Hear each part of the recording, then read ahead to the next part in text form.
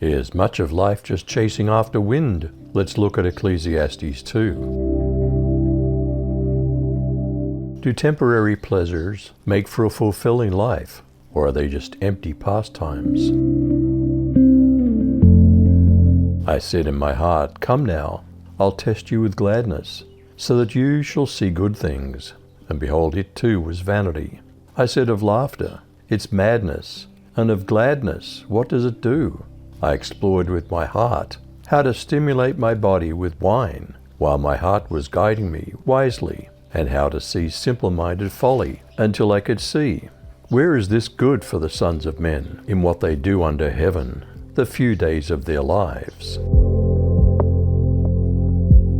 Do bigger projects, employees, wealth, and sexual pursuits make for a fulfilling life, or do they too just leave us empty?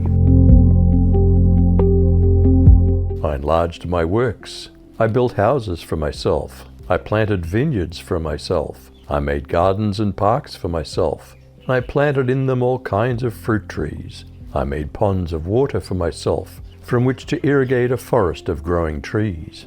I bought male and female slaves, and I had slaves born at home. I also possessed flocks and herds, larger than all who preceded me in Jerusalem. I also amassed for myself silver and gold, and the treasure of kings and provinces.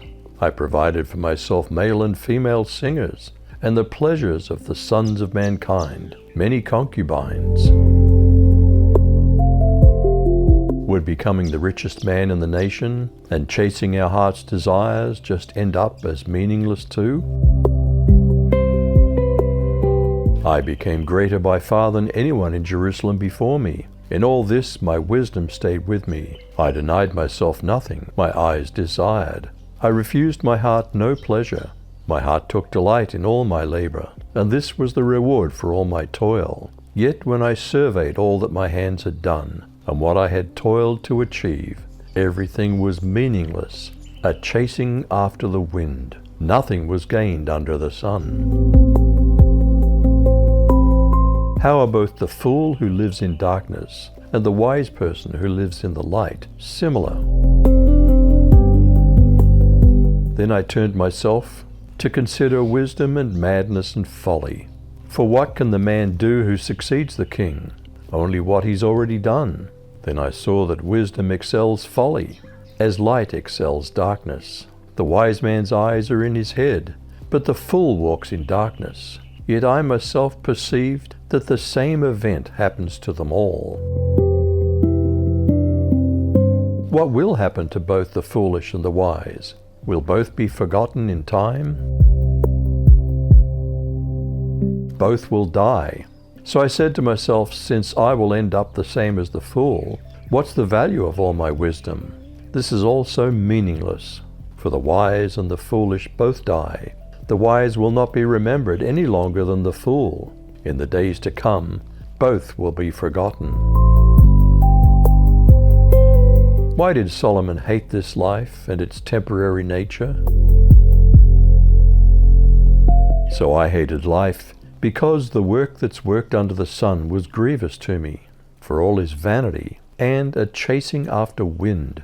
I hated all my labor in which I labored under the sun, because I must leave it to the man who comes after me. Who knows whether he'll be a wise man or a fool, yet he'll have rule over all my labor, in which I've labored, and in which I've shown myself wise under the sun. This also is vanity. What does hard work accomplish, other than leaving it all to heirs who didn't work for it? I then gave myself up to despair, as I thought about all my laborious hard work under the sun, because sometimes those who have worked hard with wisdom, knowledge, and skill must leave the results of their hard work as a possession to those who haven't worked hard for it. This too is pointless. It's a terrible wrong. I mean, what do people get for all their hard work and struggles under the sun? All their days are pain, and their work's aggravation. Even at night their hearts don't find rest. This too is pointless. What are some of the best things we can actually enjoy in this short life? The best thing we can do is to enjoy eating, drinking, and working. I believe these are God's gifts to us, and no one enjoys eating and living more than I do. If we please God, He'll make us wise, understanding, and happy. But if we sin, God will make us struggle for a living. Then He'll give all we own to someone who pleases Him. This makes no more sense than chasing the wind. Do we chase after the wind, or follow someone who actually controls the wind and offers eternal life?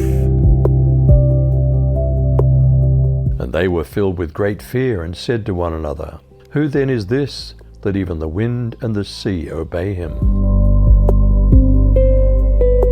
Is much of life just chasing after wind? You decide.